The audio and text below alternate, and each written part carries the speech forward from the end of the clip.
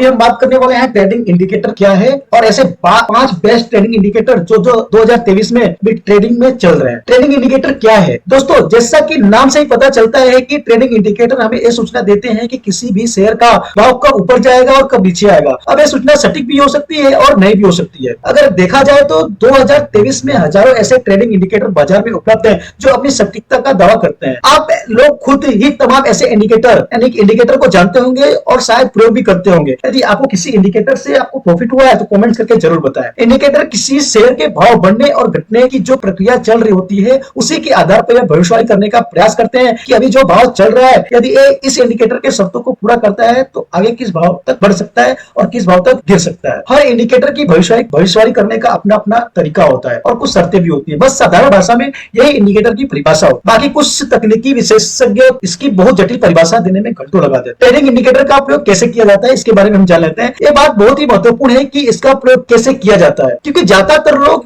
यही बताते हैं कि किसी एक या अधिक इंडिकेटर को अपने चार्ट पर लगा लो और ट्रेडिंग से पैसा कमाना शुरू कर दो। कुछ लोग तो 12 से 15 इंडिकेटर लगा लेते हैं, लेकिन जब ट्रेडिंग करते हैं तो काफी दुविधा में पड़ जाते हैं कि कौन सा इंडिकेटर कौन सा संकेत दे रहा है। कुछ इंडिकेटर बढ़ने का संकेत देते हैं तो कुछ इंडिकेटर उसे गिरने का संकेत। ट्रेडर जब किसी नतीजे पर पहुंचता है तब तक स्टॉक का भाव या तो बढ़ चुका होता है या फिर गिर चुका होता है और काफी नुकसान में हो जाता है। तब तक तो अब यह सवाल है कि कौन सा ट्रेडिंग इंडिकेटर कैसे प्रयोग किया जाए जिससे प्रॉफिट की संभावना ही अधिक रहे। तो दोस्तों मैं आपको एकदम स्पष्ट बता देना चाहता हूं कि सभी ट्रेडिंग इंडिकेटर से पैसा बनाया जा सकता है, लेकिन इस तरीके से नहीं कि जिस तरीके से आपको समझाया जाता है या जिस तरीके से आपको वीडियो में बताया जाता है। अगर इंडिकेटर ऐसे चले तो खरीद लो या ना तो बेच दो। इस तरीके से आपको किसी इंडिकेटर का कोई फायदा नहीं हो। आप पहले वो इंडिकेटर चुन लो जो सरल हो, जिसकी संकेत आपको समझ में आती हो। एक बार में या 2 इंडिकेटर का प्रयोग बिल्कुल ना करें। आप पहले वो इंडिकेटर चुन लो जो सरल हो। ध्यान रखें, जितने ज्यादा इंडिकेटर का प्रयोग करेंगे उतनी ट्रेडिंग आपके लिए कठिन बनती जाएगी। आपको कोई भी इस पर संकेत नहीं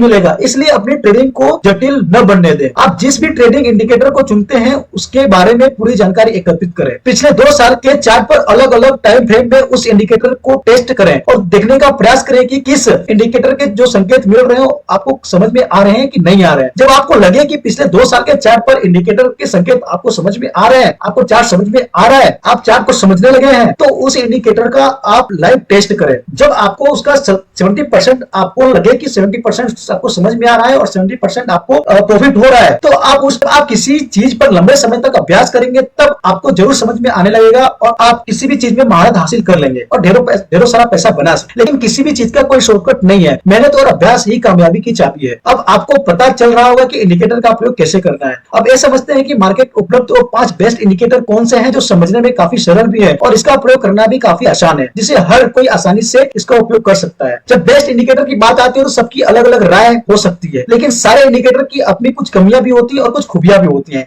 इसलिए आप वो इंडिकेटर का प्रयोग करें जिसे आप आसानी से समझ सकते हो और आपकी ट्रेडिंग भी कठिन ना बने। कुछ यहाँ आसान 5 ऐसे बेस्ट ट्रेडिंग इंडिकेटर बताए गए हैं जो आपके लिए काफी उपयोगी हो सकते हैं। पहला है सिंपल मूविंग एवरेज। ये सबसे सरल और सबसे ज्यादा प्रयोग किया जाने वाला इंडिकेटर है। सिंपल मूविंग एवरेज एक साधारण रेखा है जो किसी स्टॉक के बंद होने वाले भाव को निश्चित अवधि को दौरान दर्शाती है। इससे आपको किसी स्टॉक के भाव में कब उतार चढ़ाव चल रहा है इसकी जानकारी प्राप्त होती है। इससे मार्केट में होने वाली तमाम गतिविधियों को काफी सटीक जानकारी मिलती है और इसे ट्रेड लेने में आसानी हो जाती है। नेट ट्रेडर को चाहिए कि मूविंग एवरेज को अच्छे से सीख ले, इसका उपयोग करें तो काफी लाभ मिल सकता है। दूसरा है बोलिंगर बैट्स। यह इंडिकेटर भी ट्रेडर के बीच काफी लोकप्रिय है। इसमें कुछ बैट्स ऐसे होते हैं जो स्टॉक के भाव ऊपर जाने या बैट्स के आसपास होते हैं। ये एक मन लगाया जाता है कि स्टॉक का भाव बढ़ रहा है। इसी प्रकार यदि स्टॉक का भाव उसके निचले बैट्स के आसपास हो तो माना जाता है कि स्टॉक का भाव गिर रहा है, अर्थात स्टॉक को सेल कर देना चाहिए। इस इंडिकेटर को भी आसानी से समझकर उपयोग किया जाए तो इसमें भी प्रॉफिट हो सकती है। थर्ड है आरएसआई। आरएसआई की वैल्यू 0 से 100 के बीच होती है, जिसमें 0 बेचने और 100 खरीदने का संकेत देता है। किसी स्टॉक का भाव इसी 0 से 100 के बीच ही चलता रहता है। इस इंडिकेटर का मुख्य उद्देश्य है कि कम कीमत पर खरीदो और अधिक कीमत पर बेचो। यह प्रयोग करने में बहुत ही आसान है, इसलिए इस इंडिकेटर का उपयोग कोई नया ट्रेडर आसानी से कर सकता है। इसके खरीदने और बेचने के अच्छे संकेत मिलते हैं। तीसरा है मैक्ड MACD। ये इंडिकेटर 2 मूविंग एवरेज के कन्वर्जन और डाइवर्जन पर काम करता है। इसमें मैक्ड लाइन मध्य रेखा से ऊपर चली जाए तो खरीदने का संकेत मिलता है। यदि मैक्ड लाइन मध्य रेखा के नीचे चली जाए तो बिक्री करने का संकेत मिलता है। यदि मैक्ड की तुलना अन्य इंडिकेटर्स किए जाए तो अन्य इंडिकेटर से ज्यादा विश्वसनीय मानी जाती है। इसका भी प्रयोग करने से पहले अच्छे से समझना जरूरी है, तभी लाभ मिल सकता है। फिफ्थ है एडीएस। ये भी एक बेहतरीन इंडिकेटर है जो खास करके इंट्राडे ट्रेडिंग के लिए बहुत ही उपयोगी माना जाता है।